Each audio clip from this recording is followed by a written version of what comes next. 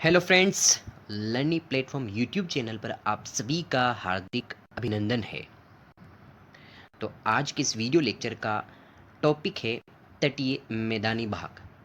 तटीय मैदानी भाग जो कि भारत के भौतिक प्रदेश का एक महत्वपूर्ण अंग है।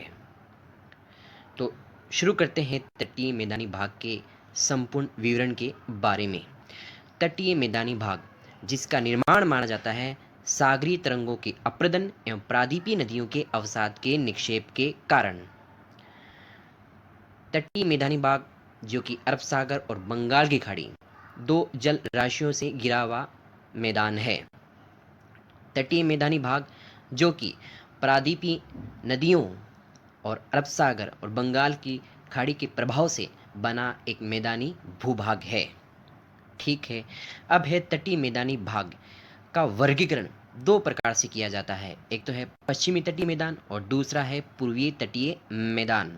तो सबसे पहले हम पश्चिमी तटीय मैदान के बारे में अध्ययन करते हैं। तो इसके अंतर्गत सबसे पहला पश्चिमी तटीय मैदान है काठियावाड़ गुजरात का तटीय मैदान, जिसका विस्तार माना जाता है कच्छ गुजरात से दमन तक। कच्छ जो कि भारत का सबसे बड़ा जिला है क्षेत्रफल के आधार पर।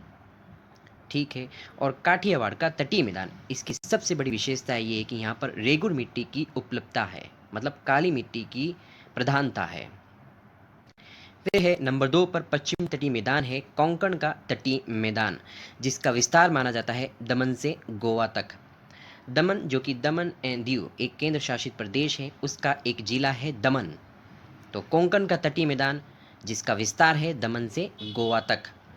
अब है नंबर 3 पर पश्चिम तटीय मैदान है कन्नड़ का तटीय मैदान, जिसका विस्तार माना जाता है गोवा से मंगलोर कर्नाटक तक।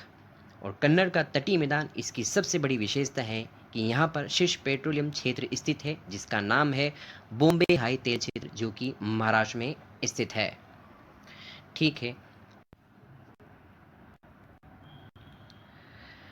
पश्चिम तटीय मैदानों में नंबर 4 पर है मालाबार या केरल का तटीय मैदान, जिसका विस्तार माना जाता है मंगलोर से कन्याकुमारी तक।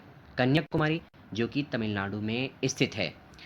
तो मालाबार या केरल का तटीय मैदान, इसकी सबसे बड़ी विशेषता यह है कि यहाँ पर पश्च जल और लेगून या कयाल की प्रधानता है, और इसी वजह से यहाँ पर सबसे बड़ा कयाल है वेमनाथ कयाल, जो कि केरल में स्थित है।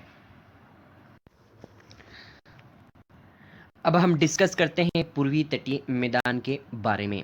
तो इसके अंतर्गत सबसे पहला मैदान है उत्कल या उड़ीसा का तटीय मैदान, जिसका विस्तार माना जाता है गंगा ब्रह्मपुत्र पश्चिम बंगाल से महानदी तक। और उत्कल का तटीय मैदान, इसकी सबसे बड़ी विशेषता है कि यहाँ पर चिल्का झील जो कि उड़ीसा में स्थित है, चिल्का झील जो कि भारत की सबसे बड़ी खारे पानी की झील है। अब पूरी तटीय मैदानों में नंबर 2 पर है आंध्रा का तटीय मैदान, जिसका विस्तार माना जाता है महानदी से गोदावरी तक। फिर पूर्वी तटीय मैदानों में नंबर 3 पर है कोरोमंडल या तमिलनाडु का तटीय मैदान, जिसका विस्तार माना जाता है गोदावरी से कन्याकुमारी तक।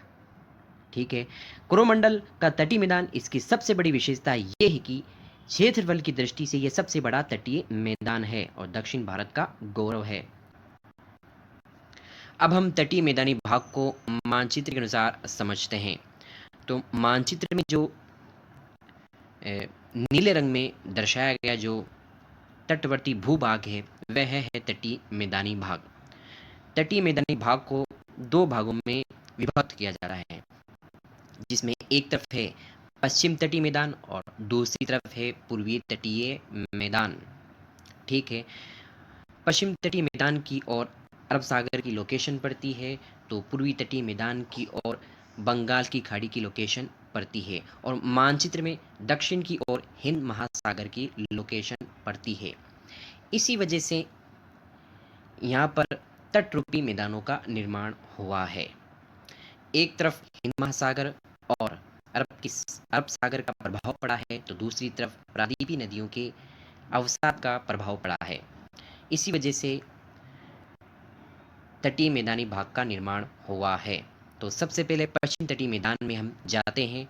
तो सबसे पहला है काठियावाड़ का तटीय मैदान, जिसका विस्तार माना जाता है कच्छ गुजरात से दमन तक। फिर है कोंकण का तटीय मैदान, जिसका विस्तार माना जाता है दमन से गोवा तक। ठीक है। फिर है कन्नड़ का तटीय मैदान, जिसका विस्तार माना जाता है गोवा से मंगलोर कर्नाटक तक। फिर अंत में है मालाबार का तटीय मैदान, जिसका विस्तार माना जाता है मंगलोर कर्नाटका से कन्याकुमारी तमिलनाडु तक। अब हम पूर्वी तटीय मैदान के बारे में बात करते हैं। तो पूर्वी तटीय मैदानों में सबसे पहला है उत्कल का तटीय मैदान, जिसका विस्तार माना जाता है गंगा ब्रह्मपुत्र पश्चिम बंगाल से महानदी उड़ीसा तक। अब है आंध्रा का तटीय मैदान, जिसका विस्तार माना जाता है महानदी उड़ीसा से गोदावरी आंध्र प्रदेश तक। अब है नेक्स्ट कोरोमंडल का तटीय मैदान, जिसका विस्तार माना जाता है गोदावरी आंध्र प्रदेश से कन्याकुमारी तमिलनाडु तक। ठीक है। उम्मीद है कि ये वीडियो आपको अच्छा लगा होगा। अगर ये वीडियो आपको अच्छा लगता है तो वीडियो को लाइक कीजिए, शेयर भी कीजिए और चैनल को सब्सक्राइब भी कीजिए और बेल आइकन पर भी प्रेस कीजिए, ताकि नेक्स्ट वीडियो की लेटेस्ट अपडेट आपको तुरंत मिल सके। जल्द ही मिलेंगे हम नई वीडियो के साथ। तब तक के लिए take care, best of luck, जय हिंद, जय भारत।